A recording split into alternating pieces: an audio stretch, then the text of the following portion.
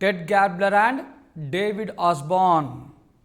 It is Ted Gabler and David Osborne who wrote the book. Alright. So, this reinventing government corresponds to which stage in the evolution of public administration? This book corresponds to which stage? Stage 3, stage 4, stage 5, stage 6.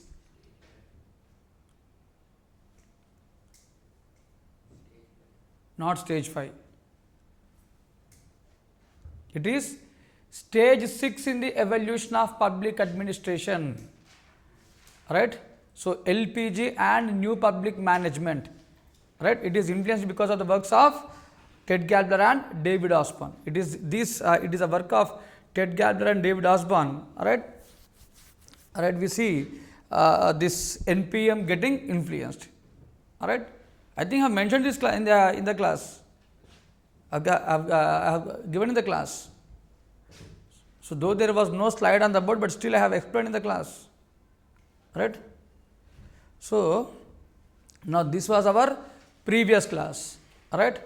So, and right, take it as granted that in the very first 15 minutes,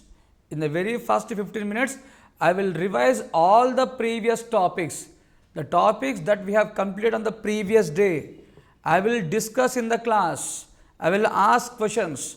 So, I want you to get prepared for the class. Alright. So, at least spend half an hour or 45 minutes to revise whatever discussed in the previous class. And from now it is very, very important. Because you need to have the idea about all the terms and all the names that we are discussing in the class. So, parallelly, so don't spend not more than 45 minutes. 45 minutes is more than enough just to revise what you have discussed. And if you do it continuously, alright, and within 3 months, you will be thorough with the subject of public administration. I am challenging this. Alright. So, in the previous class, we have completed evolution. We have completed all the 6 stages in the evolution of public administration. Alright. So, on Saturday, questions will be asked on evolution of public administration. Alright. Then new public administration, even today's topic and tomorrow's topic. So, I will cover up to tomorrow's topic for Saturday's exam. Alright. So, let me talk about this new public administration. So, one of the landmark event, alright, that has influenced, right, the discipline, both the theory of public administration as well as practice of public administration. Alright. So, if you take this NPA, NPA has a tremendous impact. It has an impact. Tremendous impact on both the theory of public administration as well as practice of public administration. Alright. So, this NPA, right, if you take the NPA and its importance, it is this new public administration which has brought a philosophical orientation. It has brought a philosophical orientation to the subject of public administration. It has highlighted, right, the ethical and moral tone of public administration, which was lost because of giving importance to principles. In the previous stage we have seen, in stage 2 we have seen, by giving importance to principles, what was lost? Publicness was lost. What was lost is the ethicalness and moralness. So, this new public administration has restored the basic values of public administration. It has restored the ethical and moral tone of public administration. So, NPA has brought a philosophical, orientation. It has brought a philosophical orientation to the discipline of public administration. It has provided ethical and moral tone. It has brought ethical and moral tone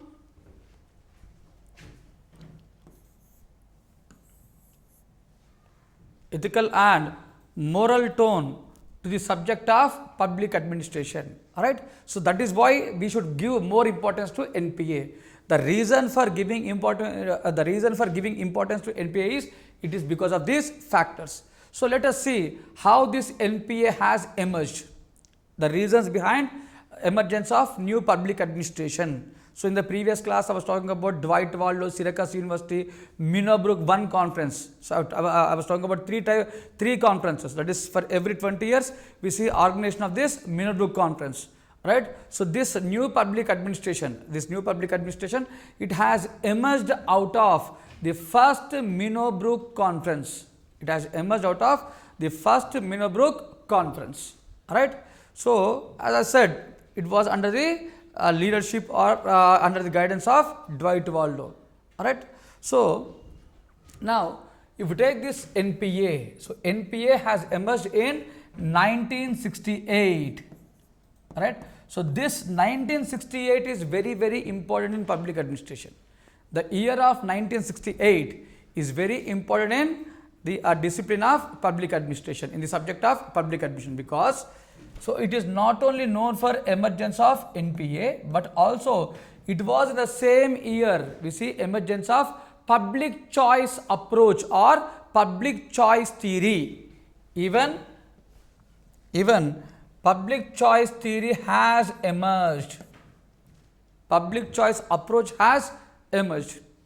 Public choice theory and public choice approach.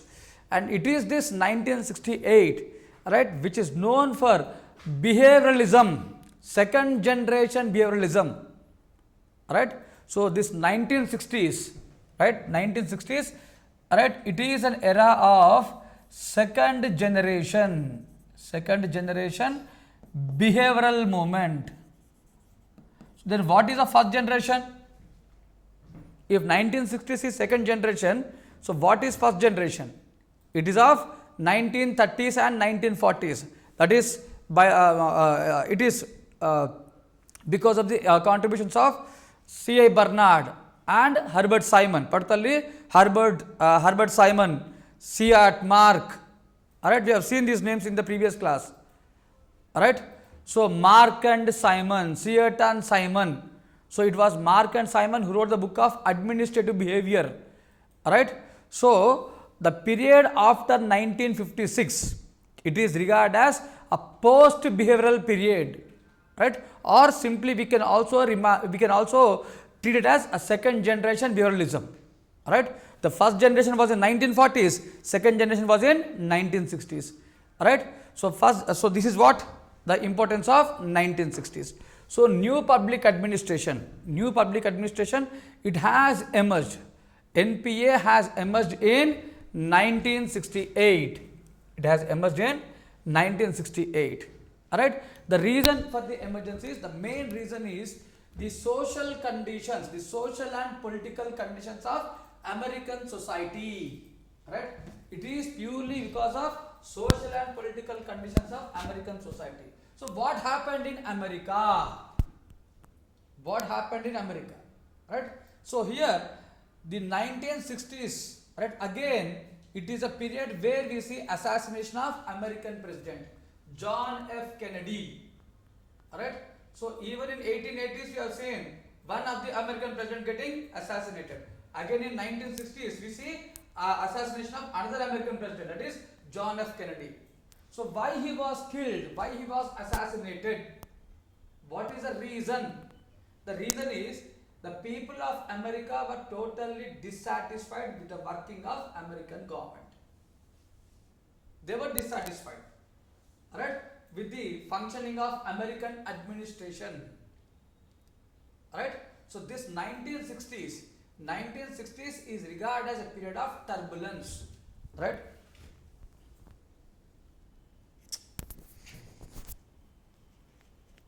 This 1960s is regarded as a period of turbulence. Alright. So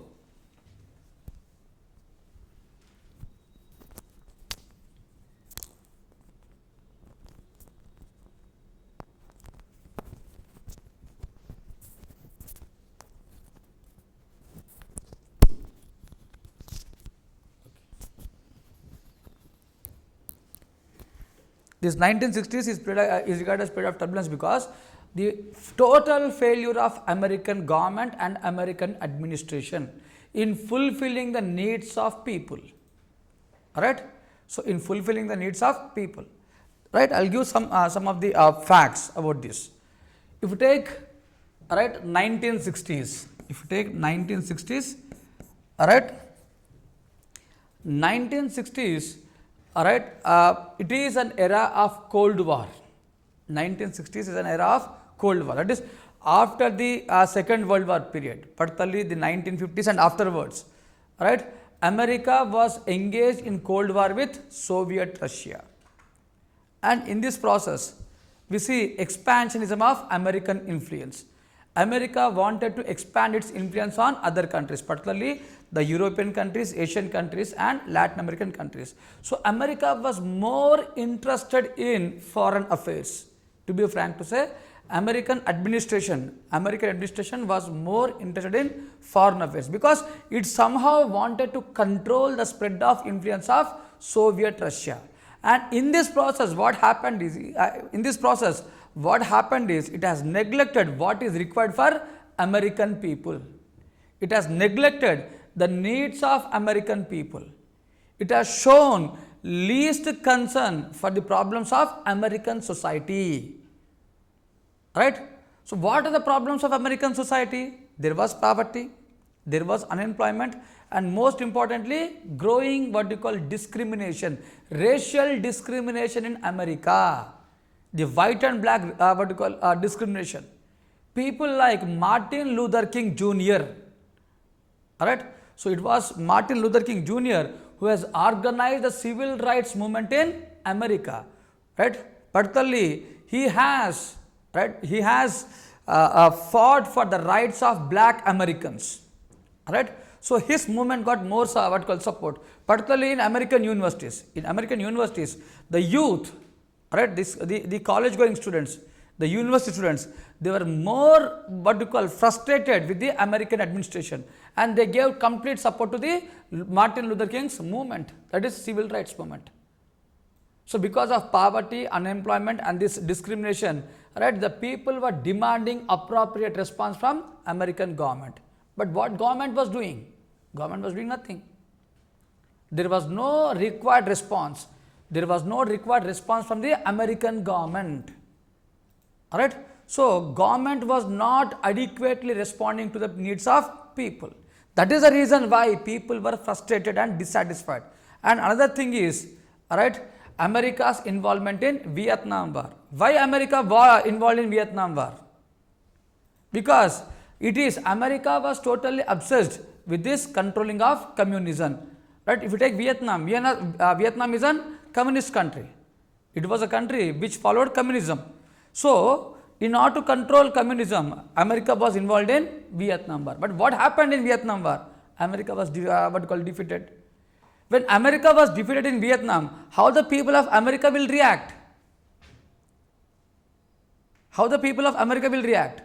Will they encourage American government? No.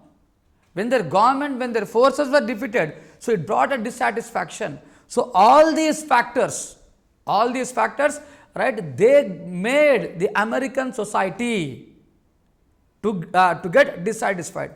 That is the reason why the decade of 1960s is regarded as a decade of turbulence in American society. Now this is one side. This is the practical problems of American society. Now coming to the theoretical issues of public administration. From the, practically speaking, American administration has failed. Now theoretically, what public administration is concerned with? Theoretically, with what public administration is concerned with? So if you take public administration, theoretically, public administration is more concerned with developing of principles. Alright, they were concerned with science of administration, principles of administration, efficiency and economy. Then what about the practical problems of society? Have they shown whether the scholars of public administration, have shown any interest in understanding what people require? Have they shown any kind of response to the needs of people, the requirements of people. They are least bothered about these people, what you call requirements and needs. So neither the practicing administrators nor the scholars of public administration, no one was responding, no one showed interest to the needs and what you call demands of American people. No one has shown any kind of interest. Alright. So now what is the ultimate result of this? What is the ultimate result of this? Right, people have lost faith in public administration. That is the reason why there was a identity crisis. So this is also a reason for what you call crisis of identity, because the people were not supporting this public administration. Public administration has lost its importance because, right, as it was more obsessed with principles, efficiency and science, right, no importance was given to the societal needs. Alright, so this was questioned by whom? Who questioned all these things? Robert Dahl, Herbert Simon. If you recollect the third stage in the evolution of public administration, they have raised all these points. So that means, right, particularly the young generation scholars, the young generation, that is those scholars who are below the age of 25 or 30 years. Young generation scholars, they were totally dissatisfied with the theory of public administration. Alright, they were not satisfied. They don't want the theory of public administration. They don't want public administrators, either scholars or the practicing administrators, to be involved in developing principles. What they want is such a public administration which can adequately respond to the needs of people. They want such a public administration which is societal oriented, which is people oriented, which is citizen oriented, not principle oriented, not efficiency oriented.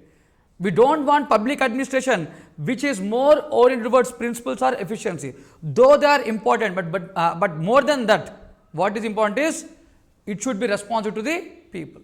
So this is how it is these factors which led to emergence of new public administration. And remember, this new public administration is totally critical about older public administration. Right?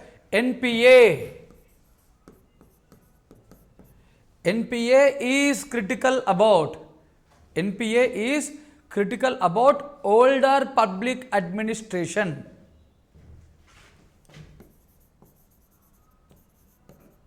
Older public administration. It is critical about older public administration. Alright. So this is what about new public administration and the emergence of new public administration. So series of events went. Alright. So it is not just Minnebrook conference. Even before Minnebrook conference, right, so there was a serious discussion went on the status of public administration. Alright, say for example, Professor Honey's report. Alright, so Professor Honey's report and the Philadelphia conference. Alright, so these were a pre-Minnebrook events. Alright, so Honey report on higher education. So I have given this entire report in our Telegram channel. In my Telegram channel, I have given the exact recommendations of all the recommendations of Honey report. So what he has discussed. Alright, so just if you want to know, go through it. But from exam point of view, it is not that important. From exam point of view, it is not that required. But if you want to know what Professor Honey said, right? So right, you can just go through my Telegram channel. Right? So Honey report on higher education. Philadelphia conference on theory and practice of public administration. Right? So these are some of the initiatives in 1965, 1966, particularly in 1966 and 1967. Alright. So then came Minnebrook I conference. Alright. Even the articles written by Dwight Waldo. Alright. So public administration times of turbulence. Alright. So he wrote a book called as Public Administration During Times of Turbulence. Even the publication of an article by George Fredrickson. So along with Dwight Waldo, even George Fredrickson has what you call has a major impact on new public administration, right? So new public administration, the Minobrook perspective. It is this article which was written by George Fredrickson. New public administration, the Minobrook perspective. Right? So this was the article written by George Fredrickson. Fredrickson, very very important name. Alright, and the other one is Dwight Waldo. First it is Dwight Waldo, second it is what you call Fredrickson. So Waldo and Fredrickson. Alright, so it is this Dwight Waldo and Fredrickson who has contributed to this new public administration. Alright, and even it was Dwight Waldo who has what you call coined this new public administration. The word new public administration was coined by Dwight Waldo in this first Minobrook conference. Alright, so they have dealt. So if you take this first Minobrook conference, so this first Minobrook conference, alright, they have clearly given what is expected from public administration. That is, they have talked, that is the young generation scholars of public administration, right? The young generation scholars of public administration, right? They have clearly examined the basic objectives of public administration. They have clearly examined the concerns or the basic objectives of public administration. That is, what public administration should concern about, to what PubAd should show the concerns. So what should be the basic concerns with what public administration should deal with. Alright, so these are the issues. So these are the issues which are being discussed in first Minobrook conference. Alright, it says that, alright, it has recommended a public policy approach. A public policy approach, right, should be the dominant theme in public administration. Public choice approach should be the dominant theme of public administration. That means what?